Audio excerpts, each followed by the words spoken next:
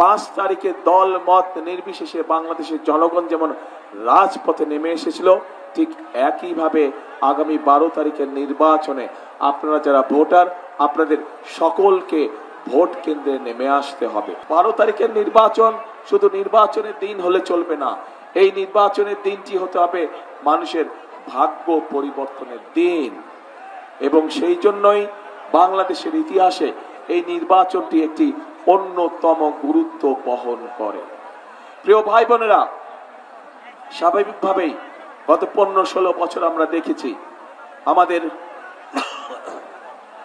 সারা বাংলাদেশে গ্রামে গঞ্জে আনাচে কানাচে মানুষ বিভিন্নভাবে বঞ্চিত হয়েছে।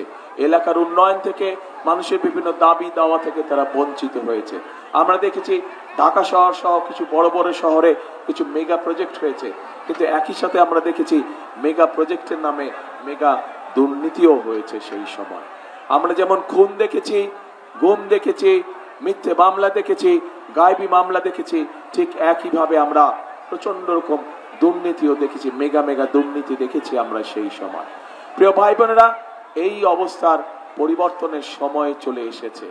এই অবস্থার পরিবর্তন করতে হবে, কিন্তু এই অবস্থার পরিবর্তন যদি করতে হয়, ঠিক 5 তারিখে দল মত নির্বিশেষে বাংলাদেশের জনগণ যেমন রাজপথে নেমে এসেছিল, ঠিক একইভাবে আগামী 12 তারিখের নির্বাচনে আপনারা যারা ভোটার, আপনাদের সকলকে ভোট কেন্দ্রে নেমে আসতে হবে।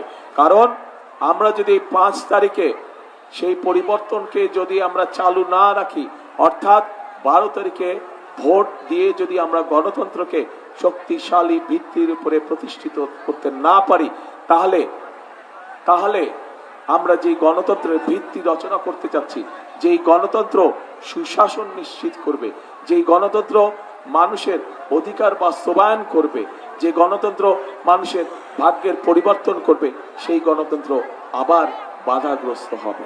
সেই গণতন্ত্র যদি বাধাগ্রস্ত না হয়, 12 তারিখের নির্বাচনের মাধ্যমে যাতে গণতন্ত্র প্রতিষ্ঠিত করা যায়, জনগণের নিকট জবাবদিহিমূলক সরকার প্রতিষ্ঠিত করা যায়, তার জন্য জনগণকেই সামনে এগিয়ে আসতে হবে। কারণ এই বাংলাদেশ কিভাবে চলবে, কিভাবে চলবে না, বাংলাদেশে কি হবে হবে না, তার সিদ্ধান্ত নেবার মালিক এই দেশের জনগণ।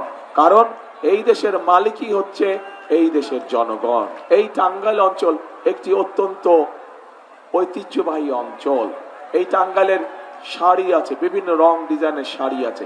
এই শাড়িকে আমরা যদি চেষ্টা করি, পরিকল্পিতভাবে আমরা উদ্যোগ গ্রহণ করি, তাহলে বাংলাদেশের গার্মেন্টসের জামা কাপড় যেরকম বিদেশে পাওয়া যায়, এই শাড়িকেও আমরা একইভাবে বিদেশে রপ্তানি করতে পারবো। প্রিয় ভাই বোনেরা, এই টাঙ্গাইল থেকে টুপি পৃথিবীর বিভিন্ন দেশে যায়। যে নামাজ পড়ি, যে আমরা নামাজ পড়ার সময় যে টুপি, এই টুপি এই টাঙ্গাইলে তৈরি হয় এবং এই টুপি পৃথিবীর বিভিন্ন দেশে যায়। আমরা যদি উদ্যোগ গ্রহণ করি, এই টুপিতে যারা কাজ করে আরো বহু সংখ্যক মানুষ এখানে কর্মসংস্থানের ব্যবস্থা করতে পারবো। অর্থাৎ টাঙ্গাইলকে আমরা পরিকল্পিতভাবে, একটু আগে টুকু যেই কথা বললো, টাঙ্গাইলকে পরিকল্পিতভাবে আমরা পর্যায়ক্রমিকভাবে শিল্পের শহরে পরিণত করতে পারবো। পাশেই রয়েছে আমাদের যমুনা নদী, কাজে আমরা সেই যমুনা নদী যদি বাঁধ নির্মাণ করতে পারি এবং সেখানকার মাধ্যমে যদি আমরা এই মাল আনা নেওয়া করতে পারি একইভাবে, তাহলে স্বাভাবিকভাবে কম খরচে এখানে যারা মিল কারখানা স্থাপন করবে, তারা তাদের জিনিসপত্র সেই নদীপথে আনা নেওয়া করতে সক্ষম হবে। প্রিয় ভাই বোনেরা, আমি বরাবরই বলে থাকি যে বাংলাদেশের প্রত্যেকটি অঞ্চলের নিজস্ব একটি বৈশিষ্ট্য রয়েছে। এই বৈশিষ্ট্যগুলোকে যদি আমরা সামনে নিয়ে আসতে পারি, এই বৈশিষ্ট্যগুলো শত শত বছর ধরে টিকে আছে। কাজে এই বৈশিষ্ট্যগুলোকে যদি সঠিক পরিকল্পনার মধ্যে আমরা তুলে ধরতে পারি, তাহলে এই বৈশিষ্ট্যগুলোর উপরে ভিত্তি করে আমরা প্রত্যেকটি এলাকার পরিবর্তন ঘটাতে সক্ষম হব এবং এই এলাকার পরিবর্তন, এই পরিবর্তনগুলি ঘটাতে সক্ষম হলেই মানুষের, ওই এলাকার মানুষের ভাগ্যের পরিবর্তন ঘটানো সম্ভব হবে। প্রিয় ভাই বোনেরা, এই এলাকার আনারস, প্রচুর আনারস হয় এই এলাকায়, আপনাদের এলাকায়।